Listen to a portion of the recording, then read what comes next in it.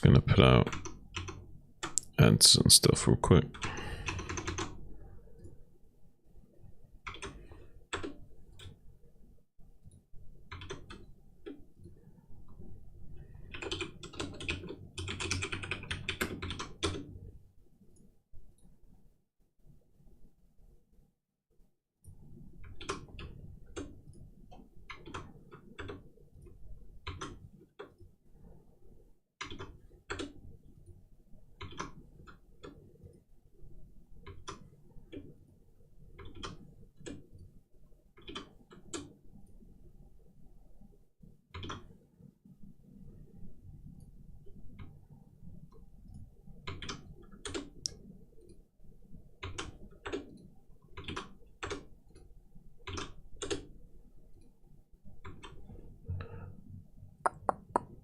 What's your predictions for today, Sam? You think it's going to be Zerg or Terran taking it?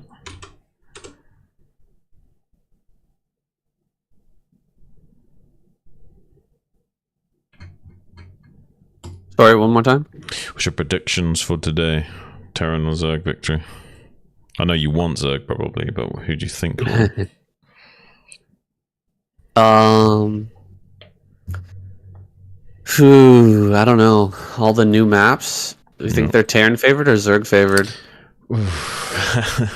Yeah, that's a tough question, actually. Yeah, some of them may be a little bit more, slightly more Terran favored, maybe you could argue. It's tough to say. Yeah. It's really tough to say. Guess it depends on how well prepared the Zergs are. I'm sure people like Shine and stuff will cook up some interesting stuff.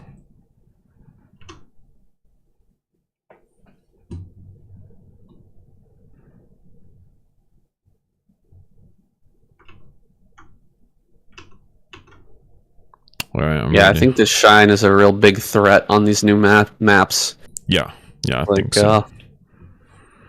He's like the guy they're gonna pull out on kickback or something with something freaking weird, just like last week. Yeah, I think there's a good reason why Shine's here. That's one of them, one of the main ones.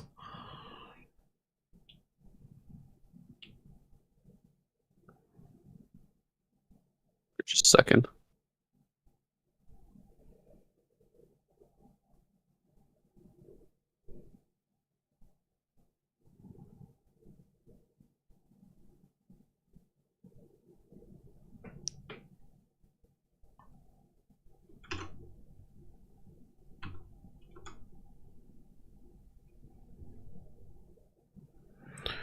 Oh yeah, and let me know when you want me to start the Audacity. Alright, we're gonna start in 3, 2, 1, go. What's going on, everybody? Welcome back to the KCM Finals. It's time for Terran versus Zerg, the conclusion here of Season 3, 2024. Here we go.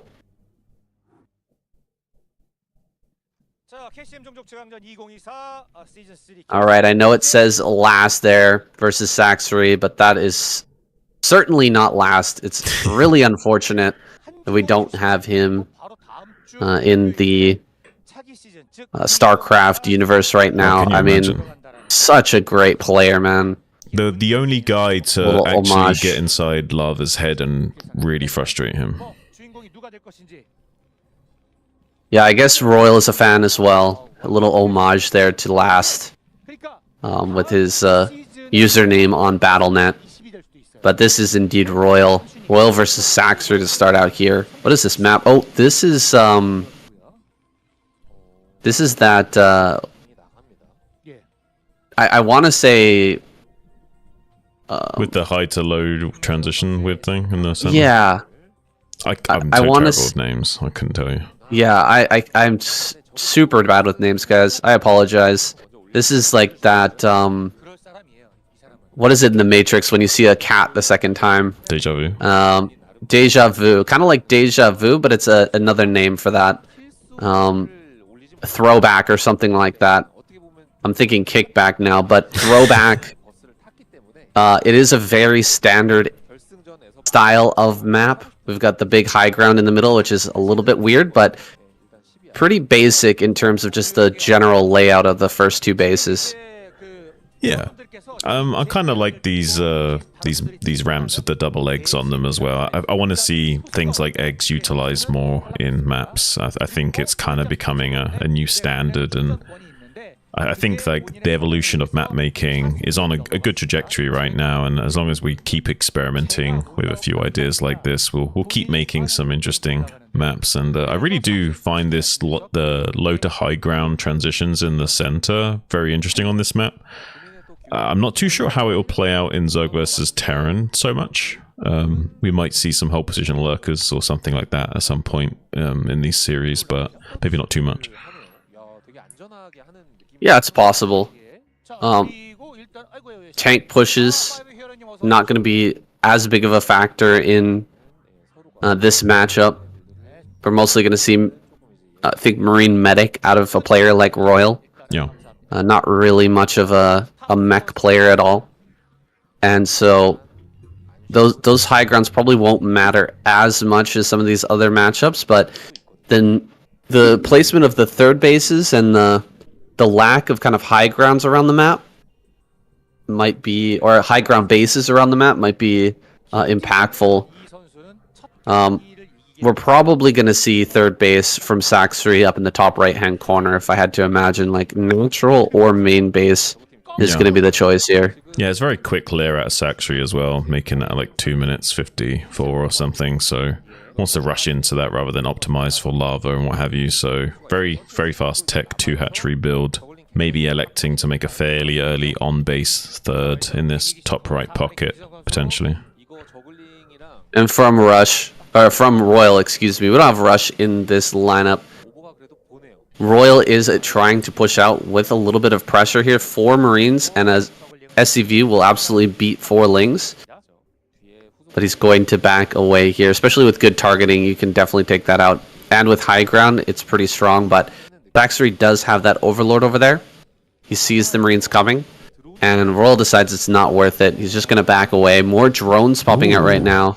He called his bluff there, because I mean, Royal could have made something of this and pressed the issue a little bit, but actually, like, Saxry didn't make any additional Zerglings whatsoever, so he just made nothing but drones behind it. It's a little bit greedy from Saxry. I mean, Royal could have pressed the issue there and maybe get something done if he just like assumed that Saxry may be a little bit greedy. He just wrongfully assumed Saxry would make at least 1 additional pair of Lings there.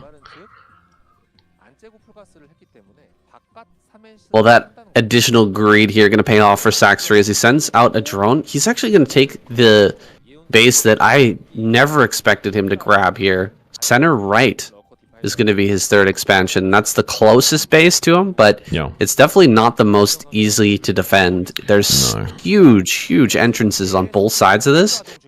And Saxry, I mean, what type of style is he going to pull out here? Is it going to be just a 3 hatch muta all in, or perhaps he's going to go into like a Hydra Defiler late game? What do you think is the plan here for Saxry? This might be a bit of a Soul Key style where he's going to rely on like, Mutalist control for map control purposes, and then moving into like Mutaling cleanups to, keep the bio away from these bases altogether. Maybe that will be the style of choice here from Saxry to navigate this going forward. Some good micro here just to keep an eye on the wall, see if he can slip a Ling in there. Roll a little bit too good for that, not going to let it happen. He's doing a good job of preventing any scouting going on inside his main, and we haven't really gotten a shot of his build here so far, but it looks like a +1 build from Royal. Wasn't clear on the timing of that, but it's really looking like that standard 3 to 4 barracks after an early +1. He's just going to be sitting back in his natural, waiting for the Mutalist to come to him with lots of turrets and Marines in a defensive position. He should be able to hold on against this rather quick Mutalisk attack. Yeah, 3 barracks is like the mid-range Terran style usually. You can go into making a 4th barracks to kind of give you a bit more presence and getting out onto the map against the Mutalisk threat a little bit earlier on and what have you. But yeah, around about 2 or 3 is like safest to tech up fast but still have a strong infantry force to have some map control. And it's actually doing a pretty good job of shaving off some of these Marines already, but nothing crazy has transpired. We see a slightly slow factory. I mean, around 6 minutes is when you want to start making that at the latest in terms of your speed of your tech, but he's making that roughly on curve, but not that early to be honest.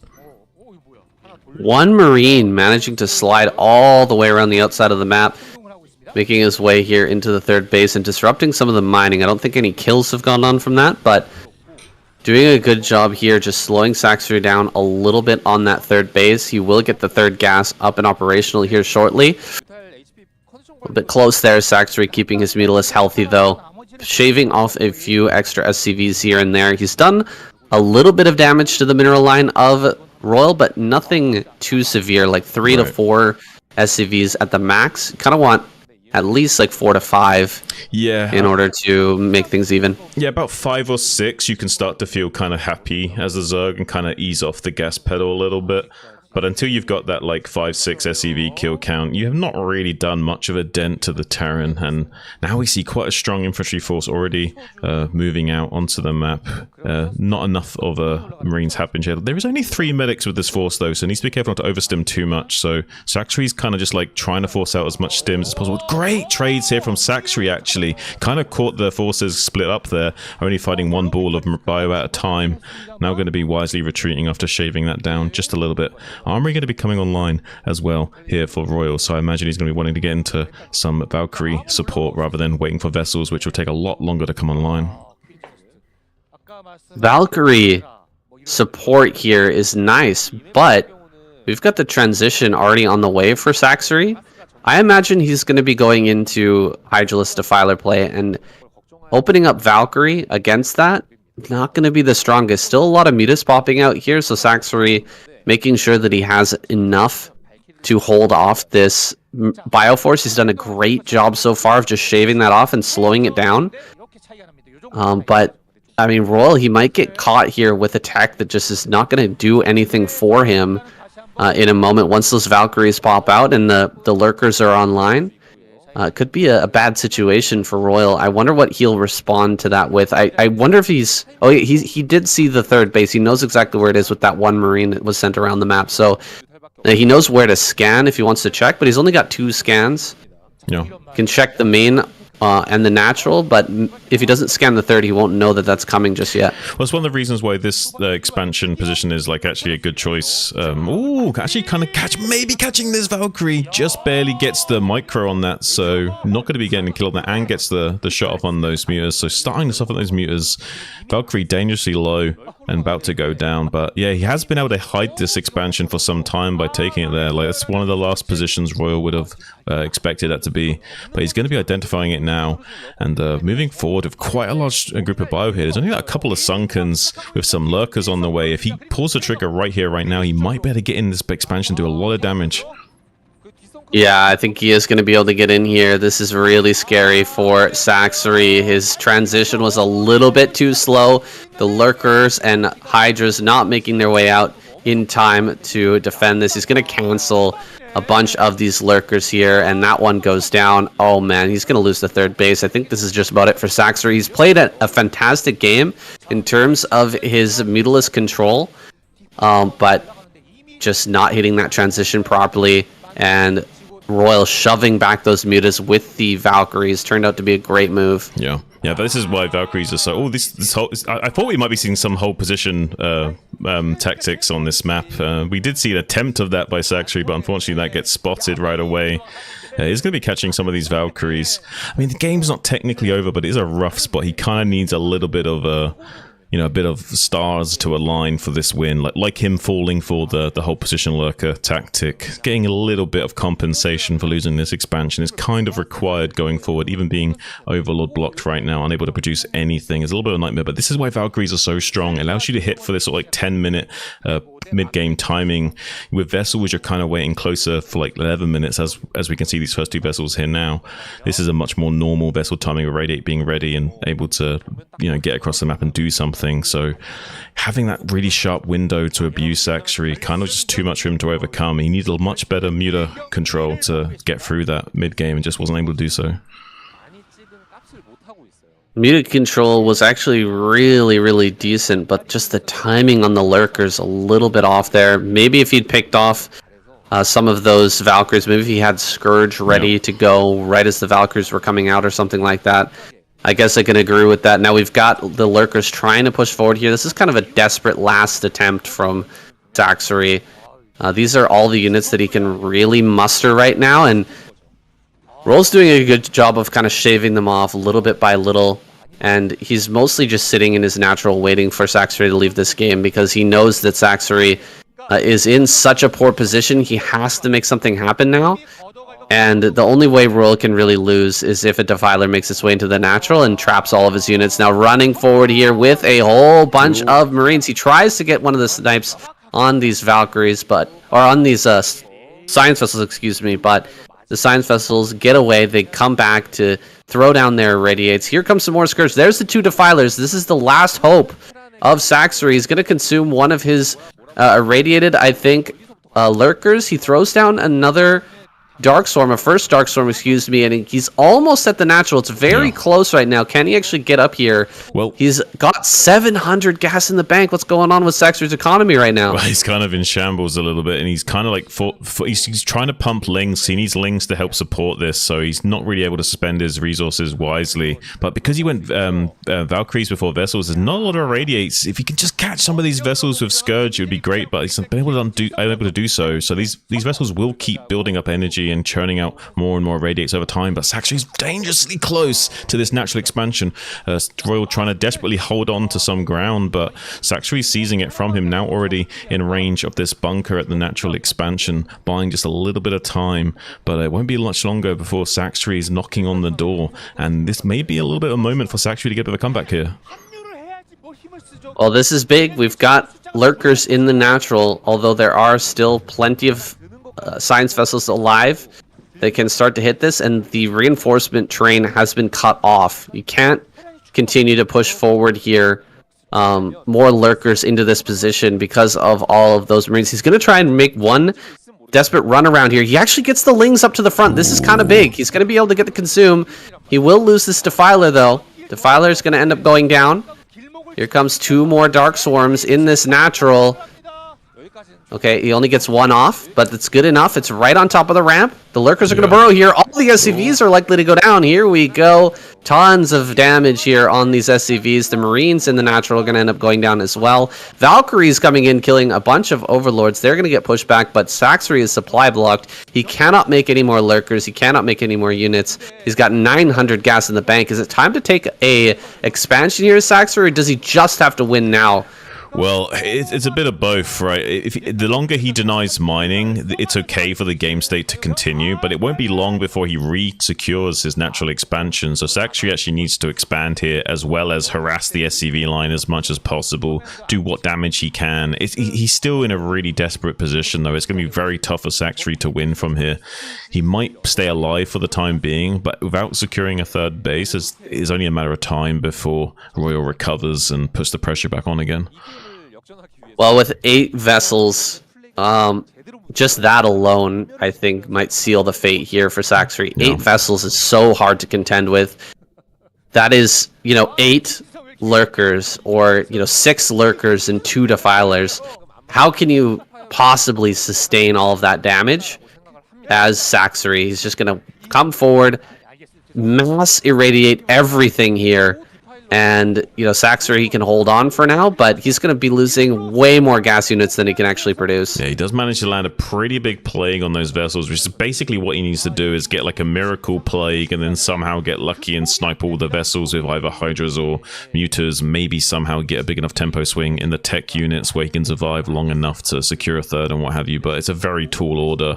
There's a lot of things kind of need to align for that to transpire, so Saxory's kind of like just rolling the dice and hope he keeps landing 6s, but it's only a matter of time before he rolls a 1 or something. 70 supply advantage at this point. Saxory, I mean, he has every right to stay in this game, but he is so far behind. Royal is never going to let him back in, never going to let a third base stand, so, I mean, it's starting to look pretty futile here. Yeah. And flying through with these mutas, maybe he can start to pick off some of these science vessels, but he sees the third base online. He's trying to harass that right now. Go kill some vessels. Nope. Okay, he gets one. But he loses his mutas, and GG is called. There it is. Royal takes game number 1. Saxory goes out first. Terran's on the board.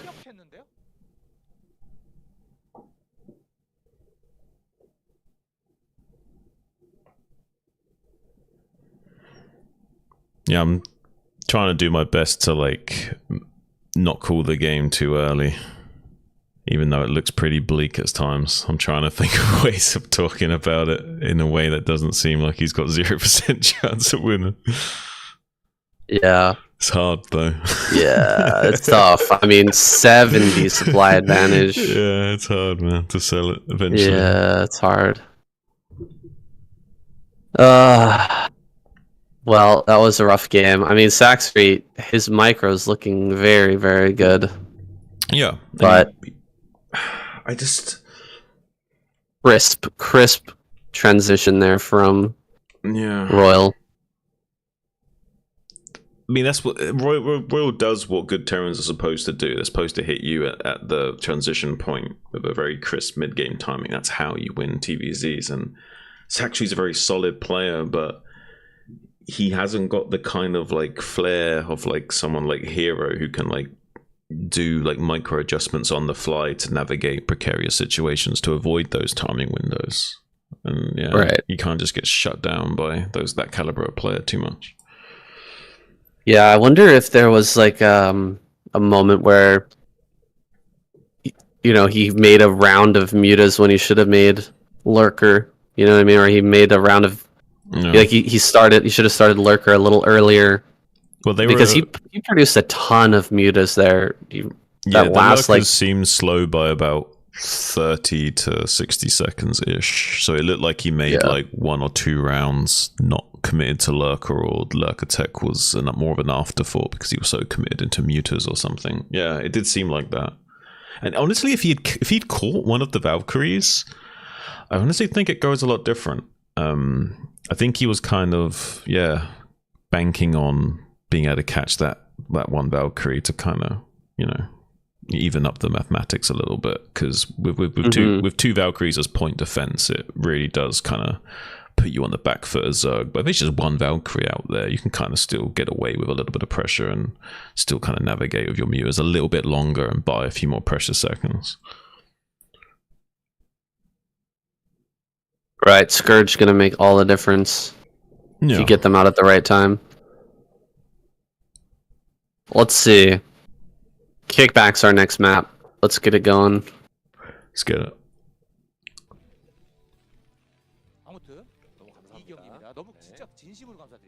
Alright, jumping into Kickback. Shine getting sent out. Dude, wasn't I talking about this earlier? That they were going to send out Shine on Kickback? You were, man. That's so funny. This guy, fearsome on a new map that hasn't been tested. He is that guy who's going to find the optimal strategy, right? To kind of take advantage of the weird geography of any new map. And so it's being sent out here. It makes a huge amount of sense for the Zerg squad. What will Royal pull out, though, on Kickback? This is such a weird map. We should really talk about it, Shun. Yeah, I mean, you kind of have like an easy 3 base, and if as Zerg you secure the other choke points or one of these other quadrants in the corners, you've basically got access to 6 gases. It's kind of insane. So you do tend to see like builds that are more orientated towards the economic macro scale. However, that opens the door for your opponent to exploit you with some sharp timings as well. And yeah, I mean, I think if this is cross position, then you can kind of kick back and relax a little bit, like the map name in kind of entails. But I think if you're vertical or horizontal, that's no longer the case, and there's a lot more room for shenanigans with drop play and direct, base access for Mutalisks and what have you. Yeah, I think that's a good observation. Being in horizontal spawns here does change this map and the way you play it out quite a bit. Let's see what Shine does when he spots Royal down here in the bottom left-hand corner. He's actually going to try and get the moving shot. Looks like he missed it. And so he will send that drone down to the bottom left. Will he make something here at the front? Looked like he was thinking about it. Yeah. He's going to intercept. I'm going to go after this. A little bit. And you will see the wall in.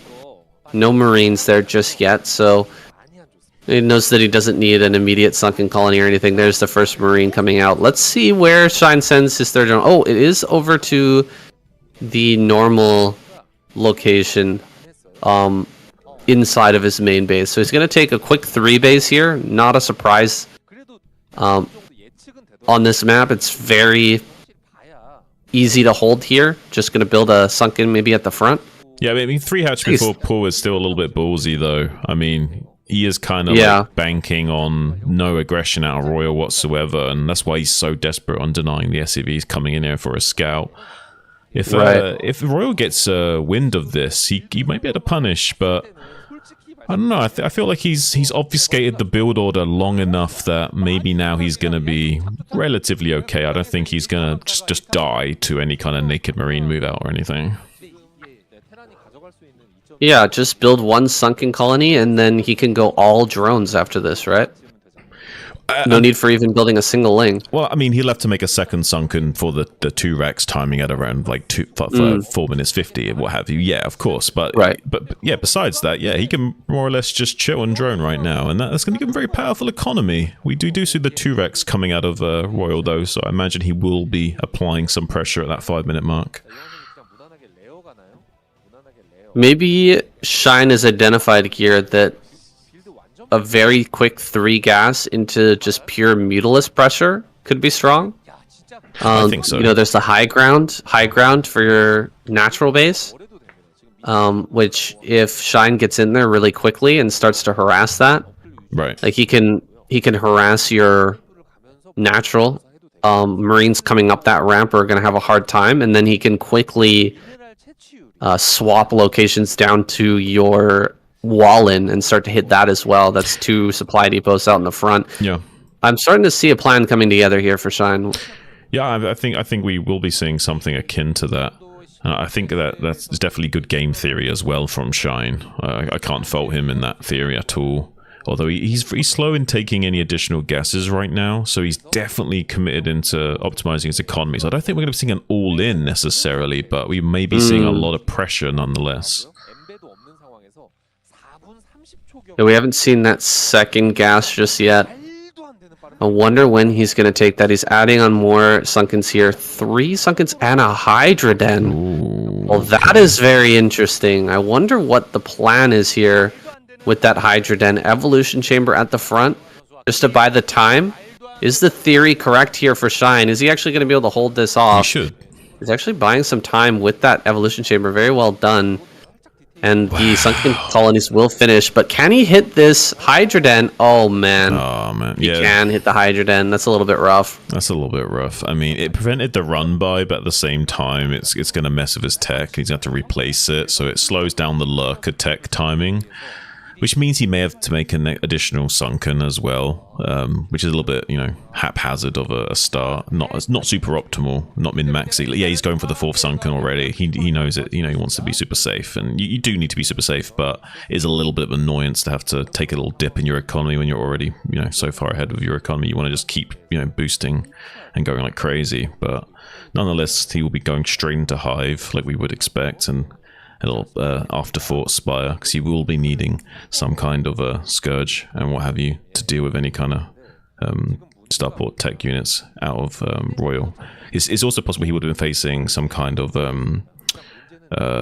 economic 2-port Wraith build, or very fast dropship play, or Valkyrie play here, so I'm wondering if he'll end up making Mutalisks anyway.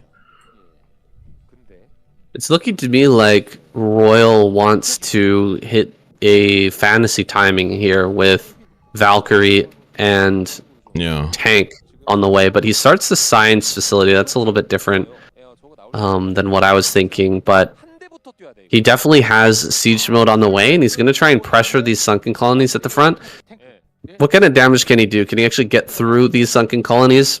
Or are we going to see a Defiler in time? This is a very fast Hive. I mean, I didn't see the timing of the Queen's Nest relative to when he started the machine shop, so I can't say for certain, but it looks like there will be a timing. Shine may have to make an additional sunken or 2 spread out. Since these sunkens are pretty tight together, he will get through them reasonably quickly, but one tank does take a long time to chew through this, so I'm not too sure. I don't know. The fact that he's already here hitting this line, I don't know. Like, he's not made any additional sunkens yet either. So as long as the second tank doesn't arrive too quickly, maybe he'll be okay. But without any Mutalisks on the way, there's no way of catching the second tank en route. Okay, there's Mutas. He needs these Mutas to catch the second tank, and then maybe there's a good chance here. Ooh, a drop coming through here at the same time. Did he see that? I think he did. He's going to bring his mutas over here. This should be a complete shutdown. This is going very well for Shine. This is huge, huge, huge pick off. Everything as it pops out is going to die, and he can chase this down as well. I think he's going for like Guardian or something. I haven't seen a Defiler's mound yet. Did you see a Defiler's mound? No, I have not. I haven't seen that. So it's possible we might be seeing a bit of a Guardian play here. And there is a lot of dead zones to exploit behind these expansion areas. So Guardians would be a very wise strategy, especially with these horizontal bases. And he's coming in. There's no turrets even finished right now. He's kind of hoping that everything will be focused on the defense against the siege push. But that gives Shine a little bit of a window to come into the natural expansion, kill quite a few SCVs, siphon off a little bit of the prowess of the Terran's economy. But, I mean, he is making pretty significant progress on chewing through these sunkens. He's edging forward. Needs to keep scanning though. There is lurkers here as well, so can't just wait for the tanks to break the sunkens. And there's the Guardians, defensively positioned at first. Defensive Guardians being made right now. Shine sees the tank Marine army moving back. This is a great decision by Royal. Doesn't want to get caught by those Guardians. I think he's figured out what the idea is here for Shine. He's just going to pull back, get the rest of his tech online, and yeah, this Guardian play isn't really going to do too much. Oh, he's moving out kind of brazenly here into the map. Will he be able to dive on top of this? One Irradiate. That Guardian is dead. Going to be pulled back here just to die on its own in the back line. Tanks are running from this Guardian play. It's very strong against the tank push, and Shine has done a good job of shutting this attack down. He's got lurkers coming up to the front now. Can he actually push in towards the natural, or does he need to pull back? I mean, Guardians, they have a very short shelf life. They do not survive for long. Right. Oh, here comes a big round of Hydras now, too. Hydra Guardian play here from Shine, but the Hydras are going to get caught coming across the map, and losing these means he's not going to have much anti-air. Are we going to have some Wraiths? There they are. Wraiths are coming out. He needs these Hydras to deal with the Wraiths. And he manages to get 3 to the front, but these can be picked off very quickly by a few tanks. And The reinforcements are being stopped right now. I think that Royal is doing a great job at handling this, but he's starting to lose production. Yeah, the Hydra speed kicked in a little bit too late, and most of them got intercepted. Thankfully, 3 did make it through to the front line, so these Guardians won't just die for free. So he has got a bit of a point defense for this Guardian threat. Getting on top of the Terran production. Tanks already rolling in, though. They're going to be cleared up very quickly. He's going to do a sandwich pincer maneuver now. Clears out the lurkers from the western flank, and now going to get on top of these Guardians. But there's not a lot of bio left over, so he will trade reasonably well with these Guardians, even though they will all die eventually to these Wraiths, Gemini missiles anyway. I think, oh no, a few Hydras coming in. Actually, Shine can keep pressing the issue right now. He can keep the point defense going, get on top of the Terran production, and keep siphoning off more and more units from Royal. He might be able to use this as a game-winning move, potentially. Oh my god, this is crazy. Those Guardians hanging on forever as the Marines were surrounding them. I thought for sure all the Guardians were going to fall, but this is holding really strong here. Shine absolutely calculated this perfectly, and he's breaking through. He doesn't even have armor or anything like that. He had no time to build an armor upgrade on that Spire. He had to morph it into a Guardian, into a Greater Spire so quickly. One Lurker pops out. SCVs are going to be up here at the front blocking. One tank and a couple of Marines there is all that's holding on for Royal, keeping him alive in this game, and Shine is going to keep pushing forward, I guess. He could try to grow it on the map, though, now. Royal is just stuffed into his base and in a really defensive position. Switch up into Defiler and Hydra might be the right choice at this point, but I don't see any tech change. Well, he killed quite a few of the barracks, so he's only producing like 2 Marines at a time right now. So there is a bit of a critical timing where if he keeps non-stop production of Hydras, morphs just like, you know, a few more Guardians, he can come in for like round 2 fight with Royal, because there won't be a lot of bio to just barely fill these bunkers even. Like, look at this. He's not even got enough Marines to completely fill all 3 of these bunkers right now with just those 2 barracks churning out units. So critically, Shine cut off a lot of the production head. He has been able to reproduce a few of those barracks now, so finally starting to fire on all cylinders again is Royal. But now there's already another fleet of Guardians moving into position for another round here. Well, I'm really afraid that Shine is actually going to throw this game here, because there's so many vessels to throw down Irradiates, and he's missed his opportunity to change tax. Like, he's not going to be able to switch into Defilers now. The Guardians are all getting irradiated. He is starting to hit the bunkers, and there's a few more seconds here before more Irradiates come out, but there's another one. The Guardians are drifting forward here. Pretty annoying stuff, and SCVs are just going to repair. I think he holds. It looks like it. It looks like it, yeah. I mean, this is very efficient from Royal, having the SCVs to repair as outbound. Like, here comes the Hydra trying to pounce on it, but it doesn't look like it's going to be good enough. That siege tank fire is just way too cost efficient, and that tight little bottleneck there. The Hydra is just completely melting. Not many Guardians remaining as well. There is a Defiler Mound finishing up, but I mean, at 13 minutes 30, it's just so late, and I don't know how he's going to hold on. I mean, he might survive temporarily. He has actually secured the 6 o'clock expansion, so we'll be able to get some more gas coming in, and if he can somehow keep Royal at bay here, which is a tall order with how many vessels are already in the fleet right now. There's just going to be an absolute rain of Irradiates coming down, descending upon him. I don't know if he can manage this. It's a real shame that he didn't decide to transition a little bit earlier here. GG is called. Oh man, It was looking so good for the Zerg squad. The Shine on kickback. I really thought he had the magic formula there to take down Royal, but Royal hanging on, making the correct decisions, building tons of bunkers and lots of defense, pumping up that overall science vessel count in both games turned out to be incredibly important. Who can actually take this guy down? We've got Jaedong and Queen waiting in the wings. Let's see who they send out next. Who do you think it should be? The Tyrant or the Matriarch?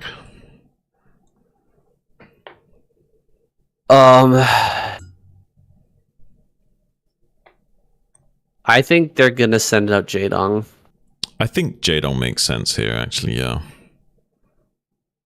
And I don't think Saxary's or Shine's performances were good enough to warrant them getting a revive either. So I imagine it's probably going to be a Jaedong or Queen revive as well.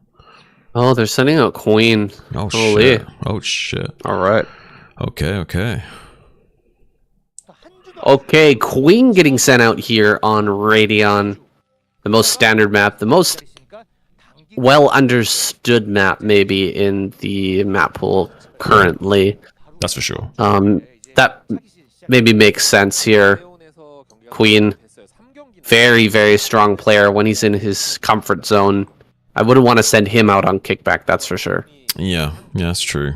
Maybe with the Terran player finds a chink in Queen's armor and you've got a great player just eliminated to some little timing, and you're very upset about that. It makes sense to have Shine on kickback and Queen on this really standard long rush distance map. I mean, this has the longest rush distances in the entire map pool and pretty much anything. So yeah, we should see a fairly standard straight up game out of these two players, unless Royal's got a very strong two base timing push or something. Yeah, it makes sense.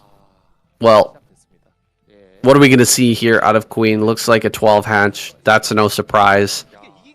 Royal, he's just so strong when it comes to the Valkyrie pushes. I can't imagine him not doing that again unless there's something really different out of Queen. Like, it feels like he just has so much presence and pressure on the map when he goes for that type of play. Yeah. He's very good with Valkyries as well. Not many players are adept at, getting the micro down and being confident in, getting reliable value out of that unit. I mean, it has a lot of potential as a unit, but it does require a little bit of finesse to get the juice out of that particular fruit. And not many of these guys are, particularly good juicers. And Royal is one of the few that can actually squeeze enough of the juice out of that orange to make it worth it.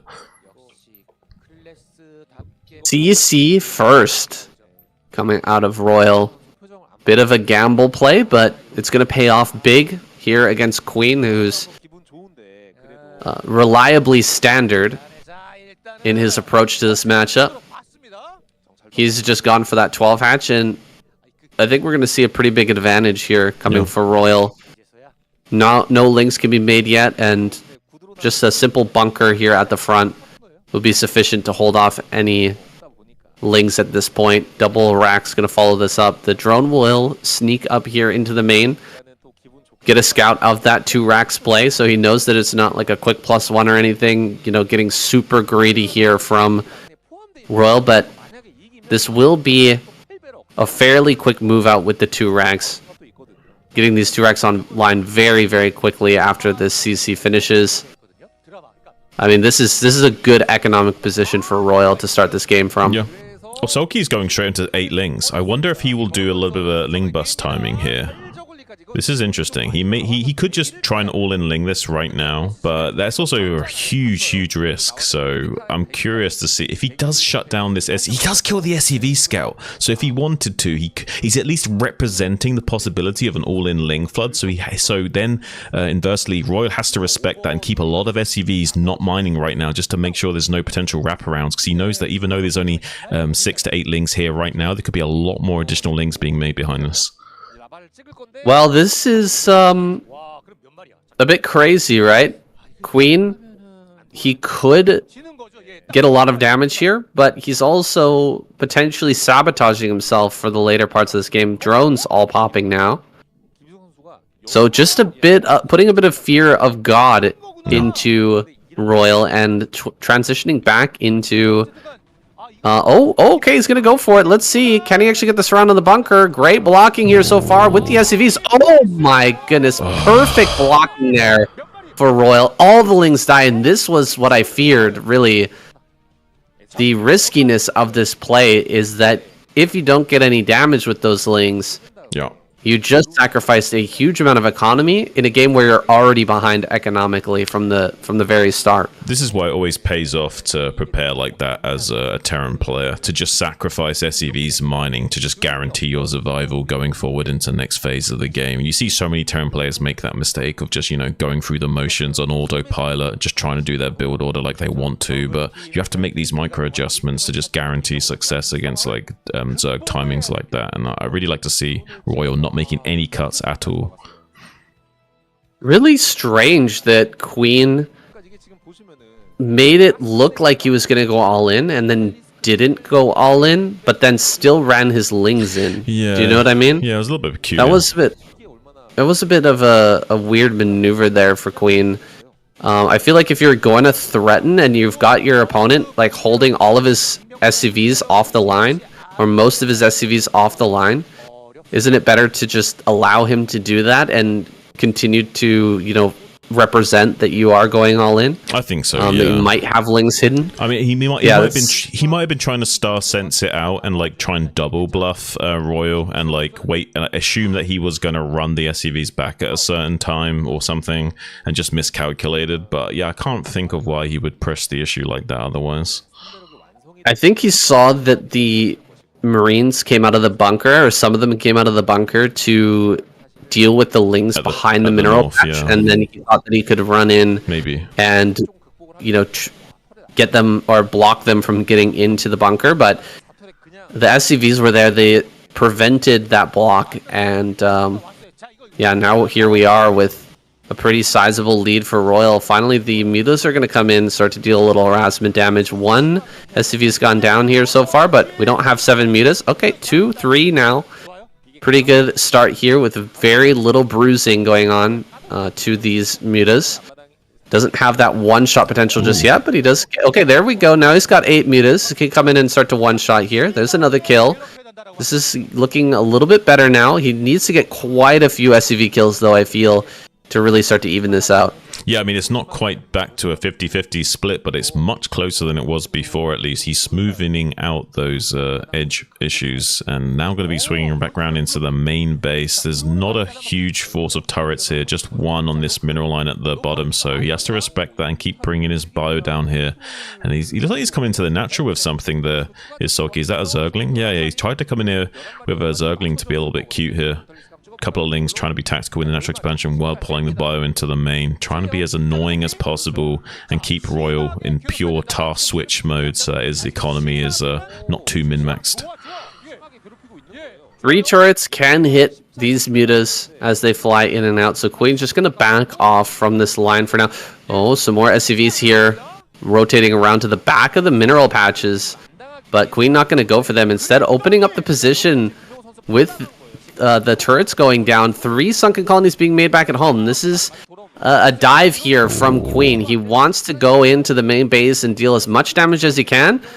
It's actually forcing Royal to head back. If Royal sent his Marines across the map and didn't have them here to defend, Queen might be able to pull this main base apart, but everything is coming back right now for Royal. He's actually sending, scratch that, he's sending some Marines down to the bottom left-hand corner. Let's see if he can kill this 3rd base, potentially.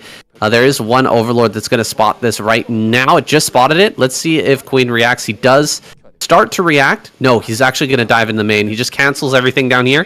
He's going to go for a huge dive into the main. Let's see what kind of damage he can get done. I mean, Royal's barely mining this natural expansion right now. He's not firing in all cylinders by any stretch of the imagination. He is going to be getting the kill on this hatchery in the bottom left, but Queen may be able to find compensation for that in the way of putting more and more pressure on the base. Doing a dive bomb into the main base. He has to lift up the command center to get into that pocket. It's a very nasty pocket to get back into if there's a comsat in the way and all the SCVs mining, but does manage to force the mutas out of that top right pocket of the map here. But now may be able to get more and more of these SCVs. The natural expansion is much more fortified than it was with those 2 turrets now being rebuilt, and the mutas force is small enough that it can't just keep killing turrets all day, but is still getting pretty good trades on this bio, and eventually might better come back in here into the main base where there's no more turrets. So he has to keep fighting these mutas to the best of his ability. Finally going to be kicking them out of the town, but not before getting one more SCV kill on the exit.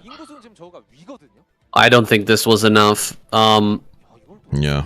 We're going to start a Queen's Nest now. Queen, he was hoping for a lot more damage when he sacked the 3rd base, I think. And he lost a lot of his mutas as well. He's reproduced some of those, and he's ready to potentially dive back in, but there's plenty of Marines here, and the Valkyrie comes out, so this is really going to get pushed back quickly. Looks like he might try to dive on that, but Royal just very, very good with his Marine and Valkyrie control, always supporting that unit and getting the maximum value, the maximum amount of juice, as you said earlier, being squeezed out of that unit. And Queen has just been completely forced back. I mean, he's got a very similar supply, but that doesn't really tell the story because we're lacking gas right now. Queen should have a 3rd base online with the potential for a 3rd gas, but He just doesn't have that, and he's going to struggle to produce the units that he needs to deal with this Valkyrie and Marine composition. That's a lot of SCV kills there, actually. Yeah.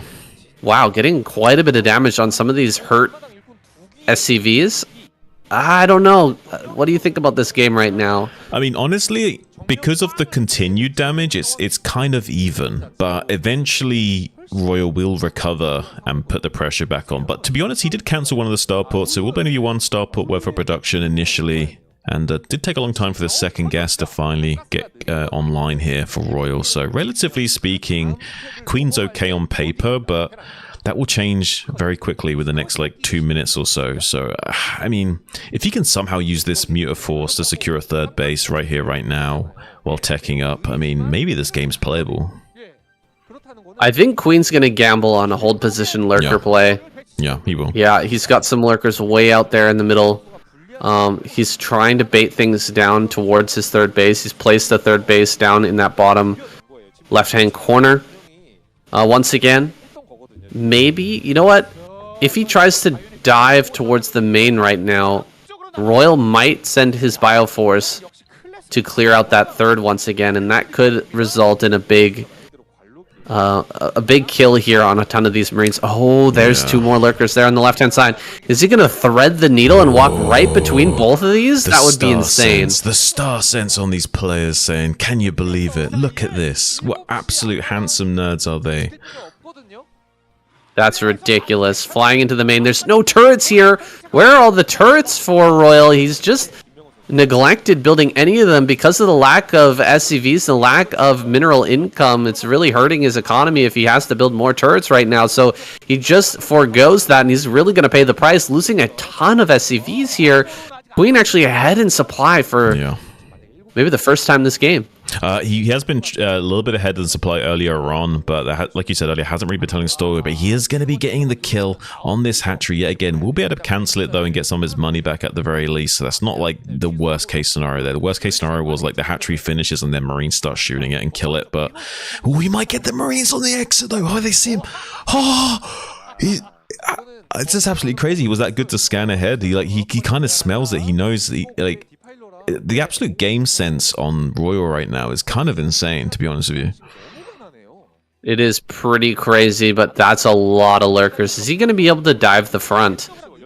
I mean, it seems like a very risky play, but I mean, how far away is this Defiler? I mean, we should have one popping out here in a moment. If he just puts 5 lurkers here right at the front and prevents Royal from moving out on the map, maybe he can get a Defiler to the front and deal with this. It's going to require some good Scourge micro, though, because he doesn't want to keep losing his Defilers and Lurkers all the time to these vessels irradiating over and over again. Ooh, and he's going to be encroaching on his position more and more. He's fighting for every inch now. He was giving a lot of space for free from Royal because of this Marine excursion into the southwest quadrant here. So he's been able to get up to the rally point for free. So now there's a lot of danger here. But this force that's out on the map can catch the Defiler en route here. So Queen's desperately trying to see if he can clear up this force with Mutaling so that he can escort the Defiler safely. And it looks like he's going to get the cleanup on Isle 5 as well. So now the Defiler can come across and put a lot of pressure on. And already the irradiates have been used on these lurkers. There's nothing to kill this Defiler now. +1 armor is done here as well for Queen. That's actually going to help him a lot in pushing in here. It's going to help the Lynx to trade a little bit better. It's going to be harder for these Marines to just gun down the lurkers as well. Here we go. He's pushing forward. Almost gets a kill on one of those science vessels, but the Defiler pushing right up into the natural is huge. Getting the Dark Swarm here right on the natural, and this is a much different game than we saw earlier with this Dark Swarm in the natural is way more devastating to Royal here. He has not the greatest economy, and his army is much, much smaller. His count of vessels is also quite diminished. We are going to lose these Valkyries finally, not getting as much juice out of those ones as the earlier, but this army moving around the backside might be able to cut off the third base or at least stop more reinforcements from getting up here. Yeah, the boys had to be pulled out. The natural expansion. The queen is back in town. The matriarchy is here and going to be having to sacrifice this 12 o'clock position to just try and guarantee a checkmate move. Getting on top of the Terran production right now is absolutely game ending. He will be killing this 12 o'clock base, so it kind of relegates queen to having to finish the game with these 2 gases, but there's still enough gas in the tank for another 5 minutes, churning away on this 2-to-1 base ratio to get on top of these barracks and try and finish out the game. There is a few vessels left in a beautiful plague on those vessels and bio units, though. Absolute monstrous finish from Queen. Very textbook ending to this game, but he will be shutting Royal out here. I don't see how Royal can recover. Well, Royal's blocking any more reinforcements from coming across the map, but I mean, even just slowly irradiating down each and every one of these lurkers is going to take too long. Yeah, it looks like all the SCVs going down here. The lurkers are trading out brilliantly. We have some firebats popping now, finally going to try to get rid of these lurkers. He's almost going to get it. Looks like he does pick that off. Lig's still here doing work, though, and we've only got 2 barracks worth of production. We have some mutas coming across the map now, too. They can dive on top of all of these irradiated science vessels. My god, that's a lot of science vessels, but here we go, flying in to pick them off.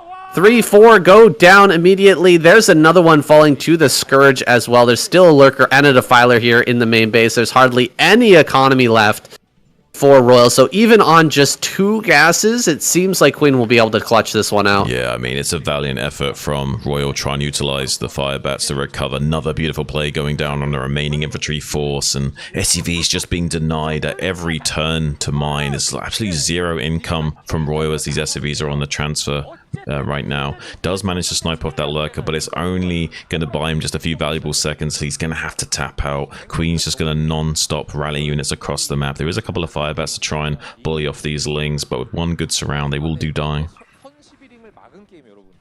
Base down in the bottom left-hand corner for Queen. A backup, just in case Royal somehow manages to survive this onslaught, but it doesn't seem like that'll be happening. A lot of lurkers coming here.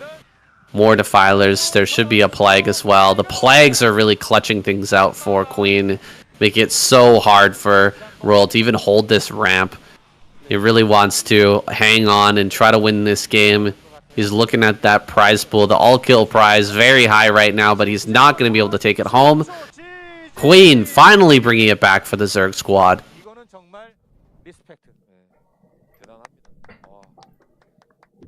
Gets the clapper.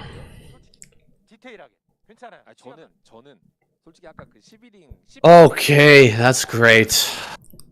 That's what I like to see, man. See, someone like Queen has just a little bit of extra finesse that Sanctuary wouldn't have had. So Sanctuary wouldn't have been able to also clean up the bio to stop it from intercepting the defiler. You know what I mean? Like someone like Queen's got that extra level of finesse to get the job done in those situations.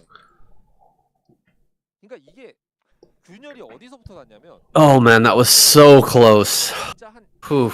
Great game there. Really great game. Yeah, it was the real close game.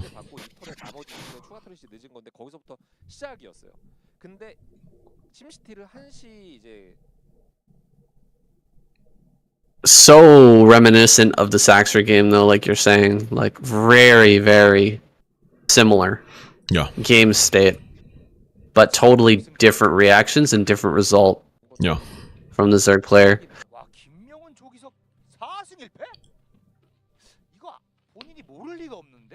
Okay, jumping into this game on Minstrel, we've got Queen versus Sharp.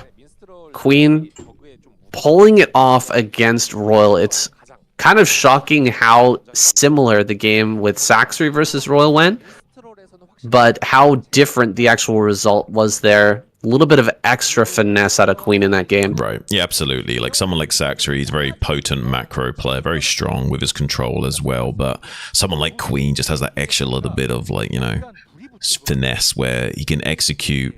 Like, for example, Saxry probably wouldn't have been able to shut down that Bioforce. That was, you know, gold with intercepting that Defiler moving out, whereas Queen is like able to comfortably navigate those strange game states and, you know, constantly changing environments with a bit more potency that someone like Saxry not able to deliver on in recent times, at least. Well, I think a huge factor as well was Queen was able to spend his money during that entire kind of crazy series of events, whereas Saxer was having a much harder time. Yeah. Queen also upgraded Plague, knowing that that was going to be a big significant help to him breaking through into the main base. It ended up paying huge dividends. It feels bad, though, when you're on just 2 gases to spend all of those resources to upgrade that spell, but it is so useful when your opponent is backed up into a corner like that, when they're pushed back into like such a defensive position. One huge plague hitting the entire army and all the vessels can absolutely change the game, and it did in that last one.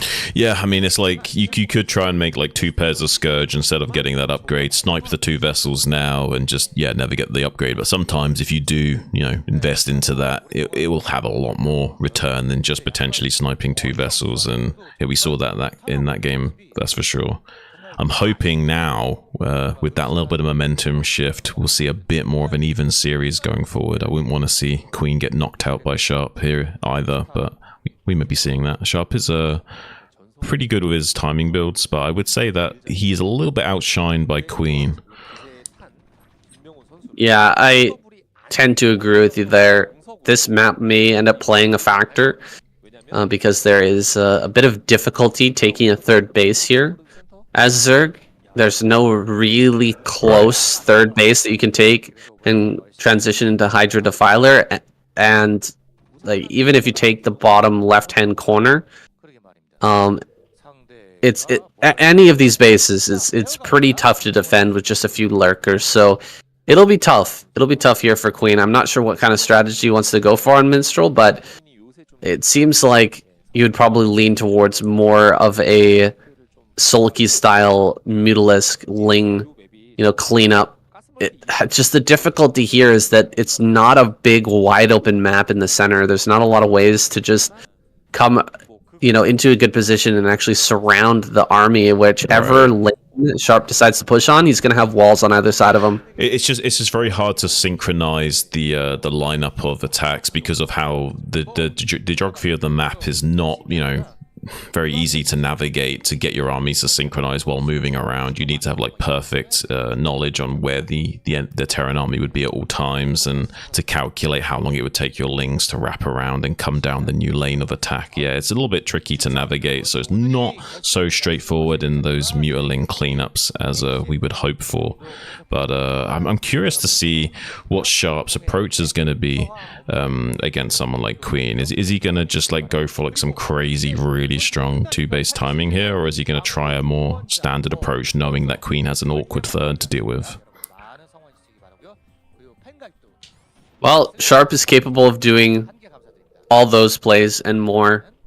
He's very competent with a mech transition as well. We could see him go for more of a standard play and then eventually transition into vultures and mines all over the map. Right. I think vulture mines would be really strong here because of the way that the lanes work. You've got just some free units to throw down to defend each of those lanes. The mines are going to help to spot counterattacks coming from different directions, as well as clean up some of the units that are pushing in those directions. So yeah, I think Sharp is capable of doing a lot here. It seems like he wants to go for a pretty standard, this has been very strong lately, +1 4 racks play. So he's going to have very strong Bioforce mid-game, but he's not going to really have a great timing here to push across the map at 5 minutes. And you can see Queen identifying that with the Lings out here at the front.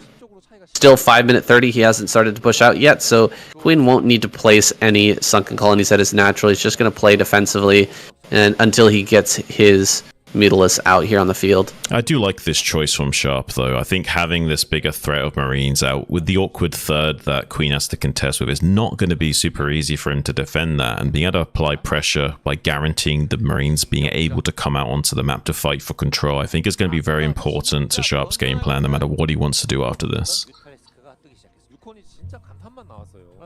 Yeah, we've got Queen, bottom left-hand corner, grabbing that gas, flying his Mutalisk in here, but Sharp is immediately on top of that. He knows exactly where Queen wants to begin this threat, and He's going to force that back immediately. There's a bunker here at the natural, so this little Ling stab that was hoping to maybe damage a turret or something like that is not going to really do much.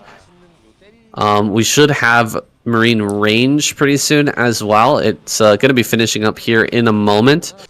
And before then, I guess we're going to lose one supply depot, maybe an SCV as well. But, I mean, these are acceptable losses, I think, for Sharp right now. He's going to be able to get that production back online in just a moment, getting a couple more supply depots there in the main base. And although this is a little bit of an annoyance, I think that really that's all it is. Just a slight annoyance here as now Sharp is able to push out on the map with range and +1. He's going to be feeling pretty strong. Yeah, it's a little hiccup in the ebb and flow of the game, but he had a few supply depots already on the way, so he's already going to be able to churn back up on the production and pretty much spend all his money as he would like to anyway. Just a tiny bit of a slowdown, already moving out onto the map like you say.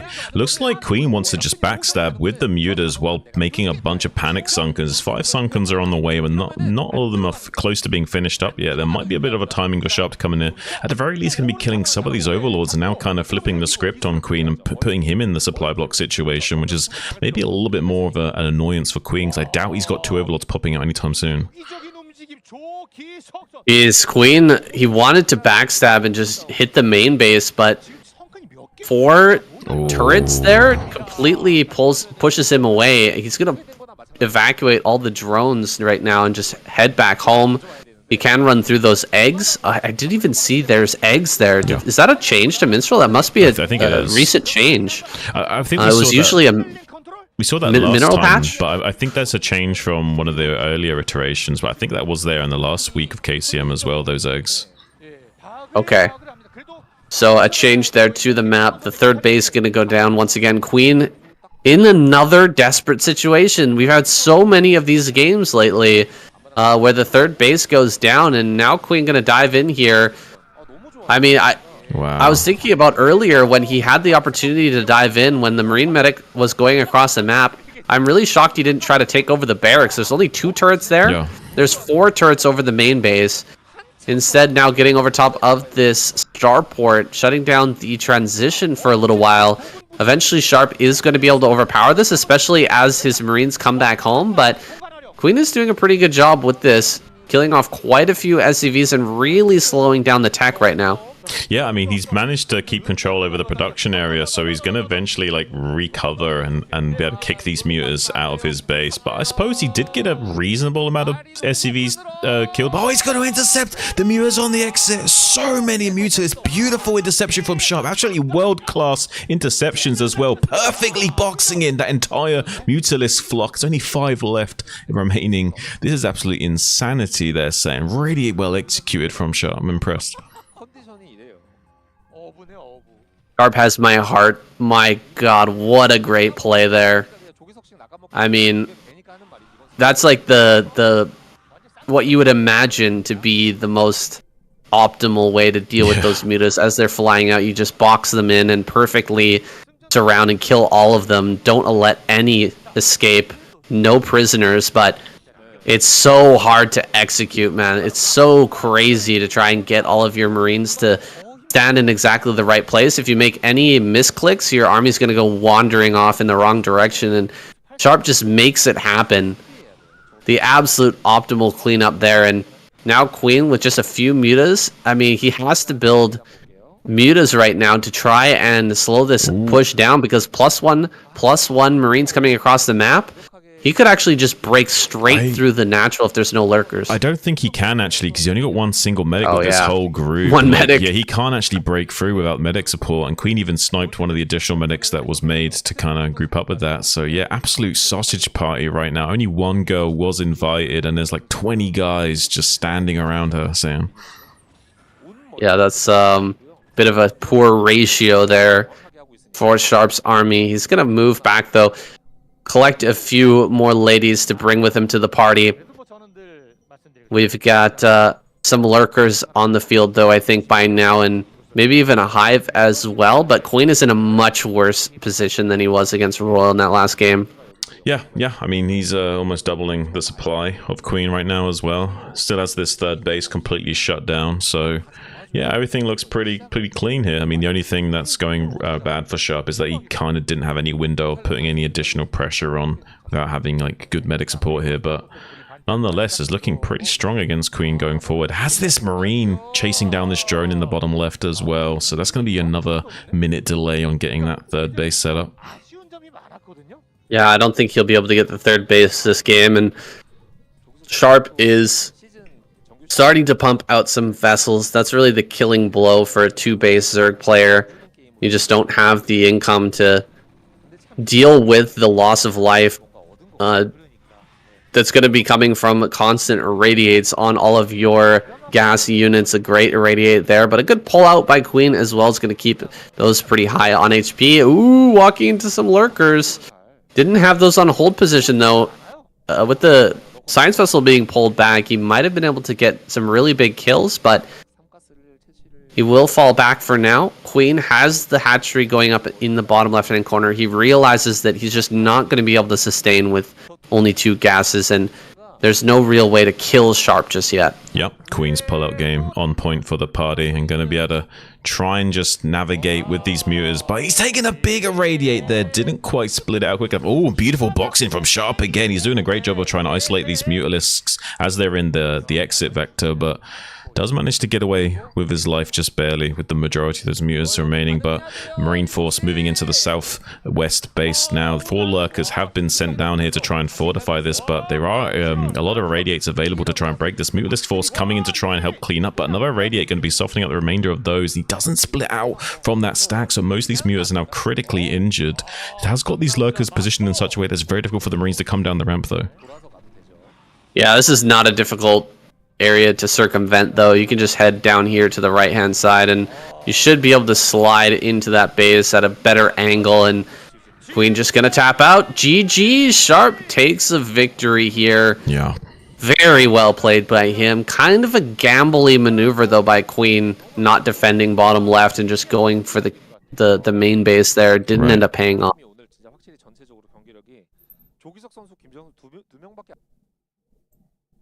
All right.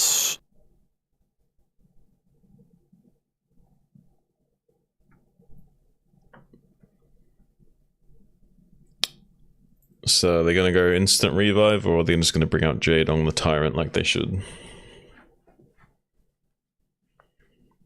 They're going to bring out Jadong. They should. They should.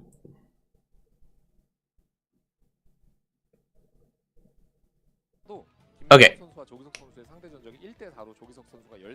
Here we are with Jadong hitting the field.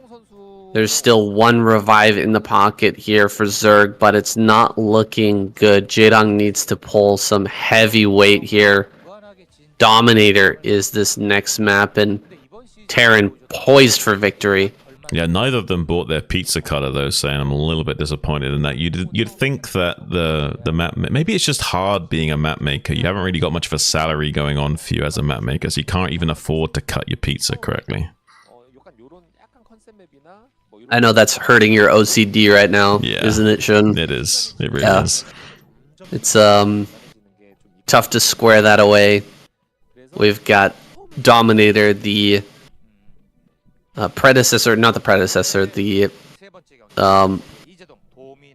copy, I guess, or the, what's the opposite of predecessor? Shun, help me out with my English here. I'm too distracted. Successor. Yes, successor. There it is. I'm too distracted by the pizza right now. The successor to Gladiator here. They need Dominator. Good branding. Maybe a Polygon Pizza. How about that?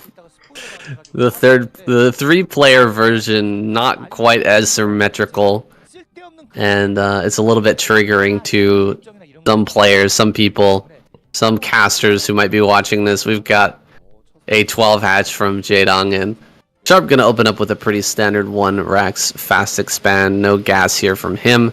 CC will be coming down shortly. Yeah, Jadong is. I'm hoping Jadong just does like like a straight up like 2-hatch muter, nothing crazy. But he might just do like a more normal like 2.5 hatch. But I want to see him do just a straight up 2-hatch tech build here. Yeah, you want to see him put on the pressure? I mean, we've had so many scrappy games so far. Is Jaedong up to that task? I really like him more when he goes for really deep macro games. I feel like he has a lot more power in those type of situations than something really scrappy, where someone like Zealot or Shine or Queen is going to have more success, I think. Yeah, I think that would suit his style more now, but I'm thinking more of like the Jaedong of old. It's going to have to get out of here with this drone. A little bit of an annoyance with this Naked Marine move out. Going to be denying a tiny bit of mining time. Nothing too crazy. As long as you're not losing the drone, it's okay losing a little bit of mining time here. Yeah, it's a funny kind of interaction here with Sharp going all the way across the map with one Marine just to deny mining time for a couple of seconds, but that's just how close the games are right now. That's just how like figured out everything is at this point. Well, this is how you play StarCraft at the highest levels. You force interactions, no matter how small those interactions may be. Who knows? Maybe your opponent, even though he knows what to do, he makes like one tiny mistake, and suddenly he's slightly behind. And yeah, it's good to always ask questions of your opponent and make sure he's got the right answers. The conversation continues here between Sharp and Jaedong. Looks like Sharp gonna throw down a pretty fast eBay. Seems like he wants to go for another +1 early. Gonna slow down his other upgrades, but and also his timing push, his window here to go across the map and deal some damage, but it will allow him a very strong mid-game Terran army. Just like we saw against Queen. Will Jaedong be able to stop that? Will he be able to keep a third base alive? Because it's been a real struggle lately for the Zerg players. It seems to be a bit of a trend, doesn't it? I mean, that was like Zerg versus Terran of old. It was very centric around just, breaking that third base, making the whole game revolve around that. And it seems like Zerg's been having a rough time of it lately, securing that third base. Terran's just getting better and sharper with their timings. And, Zerg's going to have to compensate and make some more micro adjustments leading into that mid-game phase to navigate it with a bit more finesse and having some kind of deviation to their normal shenanigans, because it seems like Terran have got their number for that phase of the game right now. Yeah, absolutely. Seems like they have the Zerg number, figuring out these guys pretty well, and this play is just so good from Sharp every single time. Wow, getting 2 Marines, not bad. It's okay. Not bad at all, but with a 4 racks play, is it really worth it? We're going to be pumping out so many Marines here in a moment. Sharp is going to be really, really heavy on that Marine production. It does allow Jaedong to commit into mutas without like any sunkens or additional lings, which is nice to make him feel confident about that. And it also does reduce the the ability to defend against these mutas just ever so slightly, having a little bit of DPS reduced. So it might have a little bit of tactical edge here for Jaedong, but he's maybe not going to get too much done. He might actually better get this building SUV. If he gets like one of these building SUVs, this could spiral a little bit out of control here for sure. Wow, a bit behind on that eBay or the turret production, despite having the eBay really early on here. He kills the turret over the barracks, and we don't have range right now for Sharp, so this build, one of the big weaknesses of it is that right at this timing, before you have +1, you're going to have a very late range and a late stim. So he's got stim, but no range. Diving on top of everything, Jaedong might just get a quick victory here due to the fact that Sharp was slightly late on turrets. This is exactly what I wanted to see out of Jaedong, and this is why the 2-hatch tech is so potent. You can punish Terran players when they're just a little bit behind schedule like this, and he's going to do a lot of damage. And yeah, a tiny bit of damage can spiral just so much out of control. It's a really compounding effect for Terran, like the amount of minerals they have to divert to suddenly making crazy amounts of turrets, and they're losing so many units that they're not even trading efficiently anymore, so you can get on top of their production area, and their cost efficiency rating just plummets, and then they're investing so many resources into just staying alive, and they're not growing anymore, and in fact they actually start to dwindle like we see here. Sharp's just gonna tap out, and wow, Jaedong might be leading the charge here for the Zerg squad. He might even be able to like tuck that revive into his pocket and just go all the way here. Well, I'm happy that Jaedong managed to win that. I'm not so happy about the way that Sharp ended up losing. It's unfortunate that he just missed that timing, didn't have the turrets ready at the appropriate moment there. That's never how you want to see the game end, but I'm glad that we have another Zerg victory here and that this series is going to get ever so slightly closer. Let's see who gets sent out next year for the Terran squad. Will it be Speed or Light? It's coming up next.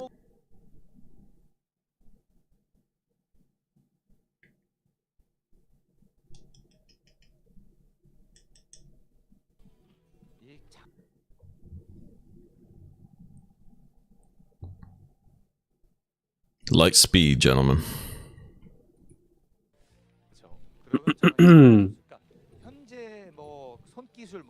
Speed is going to be sent out here against Jaedong. Monty Hall is the map choice. This is going to be a wild one. Let's see if Speed can take him out.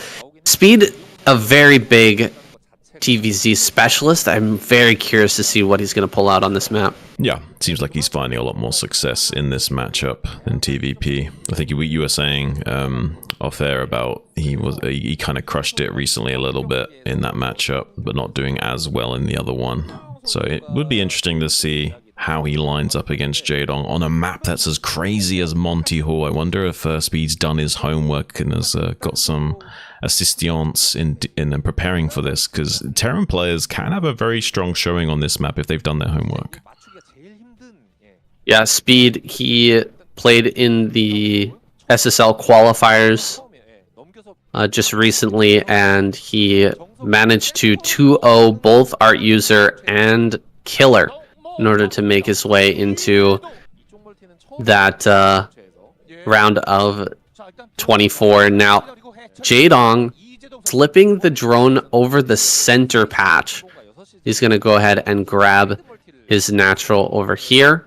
Will he build a third hatchery over by these mineral patches to make mining this out a little bit easier? We saw that from Shine before, but that was in a different matchup. That was in ZVP, which the third hatchery is much more standard. Now, slipping a SCV over the center patch as well. Speed going to choose correctly and gets the scout here on this hatchery. I mean, how much luck are we going to see out of these? It's crazy, right? It's almost like there's a spy. It's almost like there's a spy giving intel to the Terran dugout, being like, this is what they're going to do. They're going to go down the middle lane.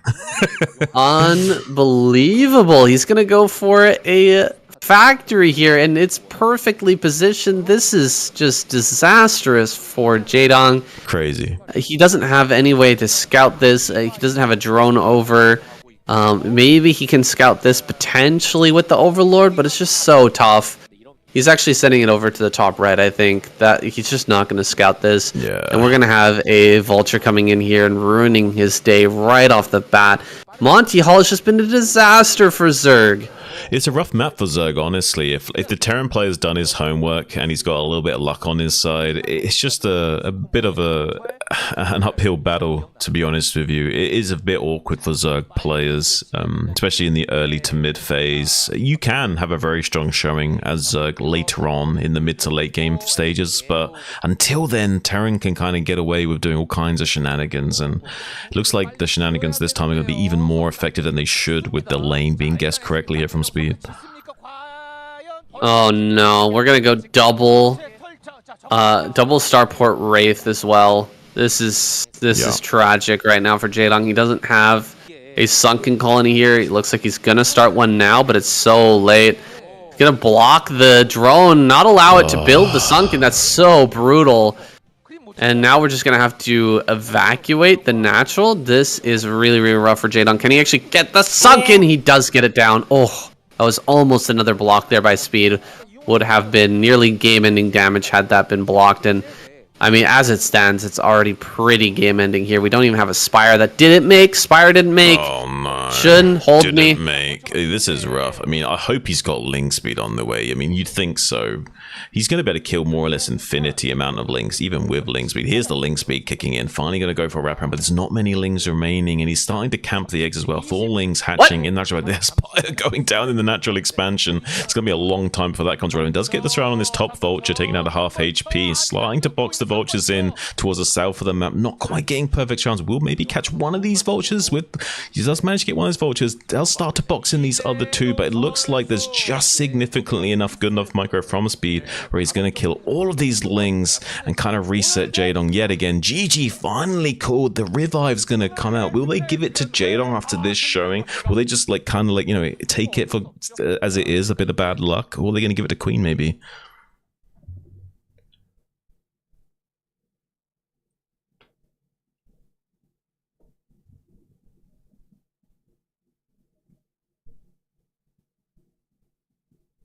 Jaedong. Fuck, man. Shit. Yeah, this is rough. Hey, morning, Post Malone. Welcome to the cast. How you doing, buddy? Don't worry, guys. I can't read Japanese or Taiwanese. I know who he is.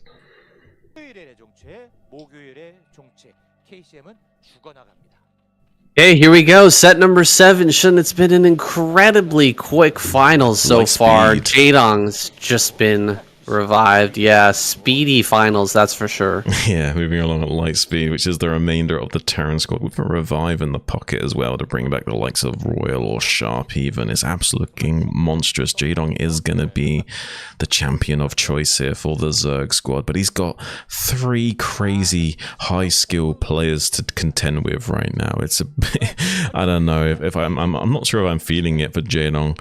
He certainly is capable of it, but there's going to be a lot of luck and other things going against him.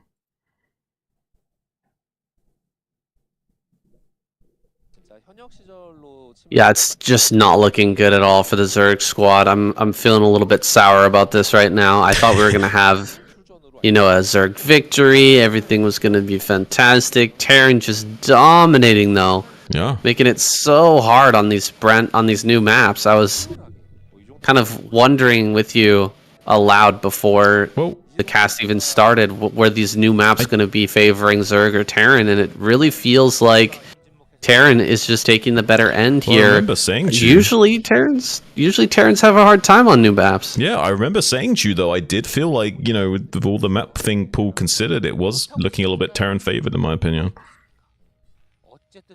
Well, I think you might have been right. I hope that Zerg players are going to figure this out in the SSL this season and have a good showing, but you know, already in the SSL there's far less Zerg players than there are any other race. Of course, they've just won the ASL twice in a row, so it's not like I really have anything to seriously complain about, but it is looking pretty good right now for Terran. And speed here, he's going to open with a 1 Rax FE.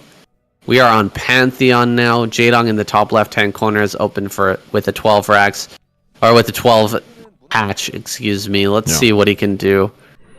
Now, do you think Jaedong's taking this 12 o'clock with the cross high ground defensive fortification, or is he taking something, you know, just like another main base in the top right or something here? I think natural in the top right would be pretty decent. Like the openings to the natural are not that wide, and I think it's a reasonable assumption to make that he might go for that. Coming back with these 2 drones, we're seeing exactly the same opener as we saw against Sharp with Jaedong, right? He's just going to pressure there with the 1 Marine and then backs off, forces a tiny bit of less mining time, keeps that Marine alive. Just 2 lings being produced here by Jaedong. Everything looking exactly the same as that game on Dominator, but will Speed have all the timings right here? I imagine he will. All of that coming in before 10 minutes. Yeah, I imagine so. Ooh, throwing down the academy right away. So we'll be maybe applying a bit of a 2 Rax timing here. Most of these games have been eBay first, prioritizing the upgrade on that +1 weapon. So mixing up a little bit here with a potential timing attack at 5 minutes, putting on some pressure of Jaedong. It's going to be a 2.5 hatch from him as well. You know, I really like what Speed is doing with the 2 Rax here, and hiding an SCV in the top right-hand corner. Yeah. A lot of Terran players won't do this. They'll keep trying to scout the main to figure out what's going on, but Speed's just going to rely on that faster academy with the scans to go ahead and figure out what the tech is.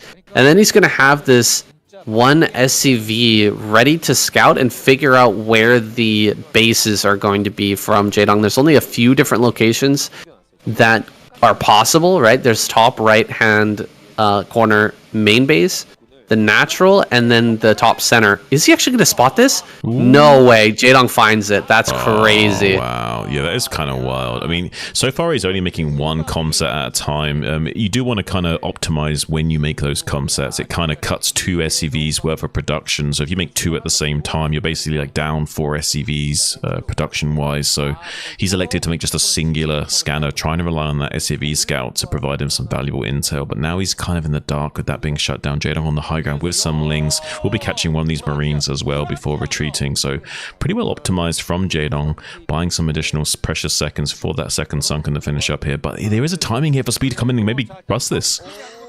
Oh my god, he's gonna get on top of that first sunken. Are you serious? Oh my god. No. Speed just gonna get right in here and completely shut this down. Bit of a miscalculation out of Jaedong, thinking that he had more time here. No but way. The rush distance so close and Speed moving out just slightly earlier than you regularly would. I think he moved out there at like 4:55 or something like that, like 5 seconds early. Well, the 450 is actually the 450 is actually the timing. It's just very hard to hit those timings, yeah. Right. Well, that's rough. Jaedong goes down. Zerg is out. Terran takes home the win. That is not what I was expecting here for the final. It really felt like a bit of a rug pull here in comparison to what we saw in the semifinal. I mean, kind of hard to compare. Yeah, the semifinal was kind of like, explosive. And honestly, we've had kind of a crazy climactic season all around. A lot of build-up into the early to mid of the season. So I guess it kind of makes sense we would have somewhat of an anticlimactic finals with how crazy the rest of the season was going. I guess the script writers ran out of budget for the finale. Yeah, maybe so. I guess that is a bit of balance there. Yeah. Week 6 was insane. All the weeks up to that were insane. There's a week 8, I think, was amazing as well. Guys, I think we're gonna end right here. Any final thoughts there, Shun?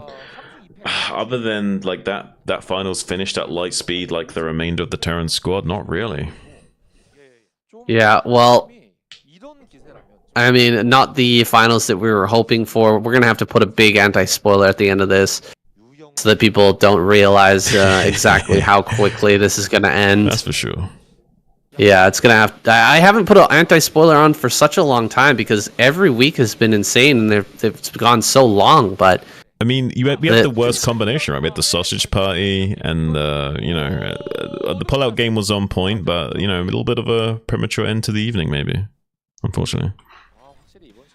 Well, as you guys can see, KCM, he's looking a little bit sick.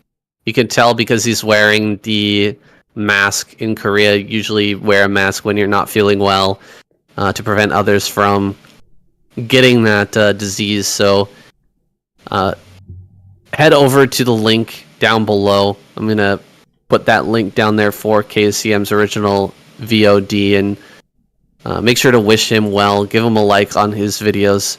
Give him a sub too. We appreciate him a lot, and we hope all the best for him. I don't know when we're going to get our next season. I think it might be next week, though, Shun. Right, yeah, because of the scheduling, they delayed it, so we might be seeing a quicker start to the season. We don't know quite yet, but as soon as we know, you guys will know because we'll be doing it and uploading it. Yeah, one caveat to that, though, and one thing that's making me think that it might be the week after is that August 26, 27, and 28 is the is going to be the SSL group A, B, and C. Well, the scene's been a little more hectic actually, lately. That doesn't quite contradict our schedule. So Okay. probably Friday, the 30th, we might have the first week of KCM. We'll see. We'll see, though, guys.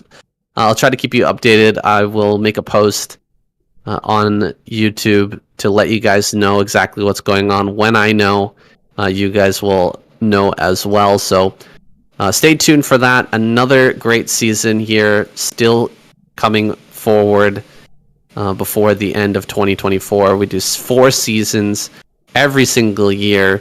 We really appreciate you guys coming out, hanging out in the stream, watching the videos, the VODs as well on my channel. Appreciate all of you guys. Thank you so much to Shun as well for sticking it out the whole season, the whole year, in fact. My pleasure. Every single week. It's been an absolute blast. I'm actually kind of broken up about this final, Shun. This is rough. This is not what I was expecting. Yeah, it is a little rough. I'm not gonna lie. There's no way of sugar. You put a pretty bow on it. It's still a crappy present, unfortunately. It is what it is, guys. And I know a lot of people are disappointed in not seeing as strong of a Protoss performance as well. It is what it is. There's always next season, so stay tuned. We'll be back with more KCM action. I'm excited for the new season. I mean, this season was still electric despite the bit of a disappointing finals. Yeah, it's always fun to have KCM while ASL is going on as well. Like sometimes players aren't able to get out and perform if they're busy, practicing or playing their games in the SSL or ASL. But the level of competition is a lot higher. There's a lot more on the line, right? You're playing against people that you might end up facing in that big tournament. So if you end up losing, or if you reveal a strategy that the player can use against you later on in the big tournament, then that could be to your detriment. It's interesting, right? Like, so much of this game is a mental game as well. Taking a big win in KCM could actually give you the mental edge over your opponent in one of those matches, like round of 4, round of 8, absolutely, a round of 16. Yeah, I think so. Yeah, for sure. Well, guys, that's it for today. Anti-spoiler is coming up after this, so yeah, whatever the length of the video, just to be a little bit deceptive to you guys, to make sure that you didn't get spoiled by that video length. But we're going to head out now. Only 2 hours, dude. It's like a whole hour shorter than we usually have for this show. That is crazy. Yeah, it's a little bit wild, I'm not gonna lie. I mean, we're so used to having just absolute stellar production quality in terms of how good the games are and like how close they are, so we're used to going the whole distance in the duration. But yeah, sometimes it's supposed to go like that, where it's just like a wham bam thank you ma'am 1 hour, but usually we've not been having that for quite some time. Well, wham bam thank you ma'am. See you guys next week. Peace out. Thanks, guys. All right. Yeah. The hell, man. Damn. So just so you know, you'll have to do a little bit of extra resync, because like right at the end, I don't know if it was my push to talk, but something stopped the recording and I had to restart. So there'll be like a delay where I'm like, the last 2 things I'm saying are like off, if you know what I mean. It's not much. It's like literally the last 2 times. Just right at the end. Yeah, I say like right, and then I say like one more thing, and like those are the 2 things that won't be synced right at the end. So you might have to figure that out. But other than that, it should be good. It's okay. I accidentally stopped the recording after the first game, and then restarted it again a few seconds later. So I'll have to resync that as well. Hopefully, I'll be able to look at the track that I made for like your voice track that you're gonna send me, and then the voice track that I have recorded, and I can just like look at like when the spikes are for your voice, and I'll just line them up. Do you know what I mean? Yeah. Okay. Like that should be pretty easy to do. So wait, what exact settings do you want me to do when I export this? Like, I'm exporting this as what? MP3 WAV or what? Yeah, MP3 is fine. Or you know, MP3 should be, should be pretty high quality. I use, what do I use for my DaVinci Resolve is not opening. I don't know what's wrong with it. Should I just increase the quality on the format to make it a higher bitrate? I don't know. Try experimenting with it a little bit. I gotta use the washroom. I'll be right back. Go for it, go for it.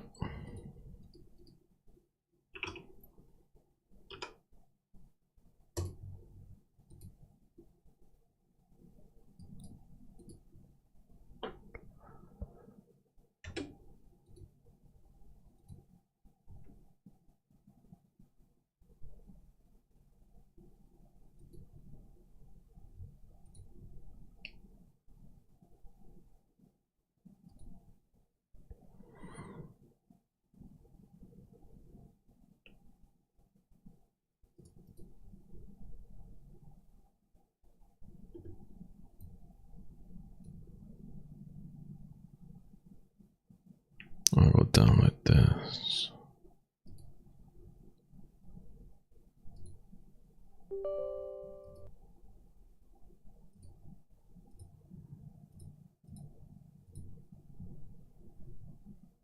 Okay.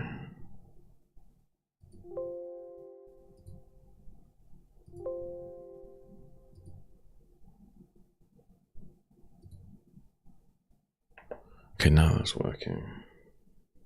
Let's try that. Export that and see how that turns out. It's quite long, I guess, so I wonder how big the file size will be at a higher bitrate. Though it's just audio, so if you think about that, it'd be like 1. Actually, it's higher bitrate, so it'd be more than like 1.5 meg a minute. I guess, yeah, with the higher bitrate, it could end up being like 5 gig, maybe? Surely not. Wait, no. Probably closer. I wouldn't know, actually. I'm just guessing. That could be pretty big. Just you said. Anyway, thanks for watching, guys. I'm gonna go offline. Have a good evening. Hope you enjoyed. Peace.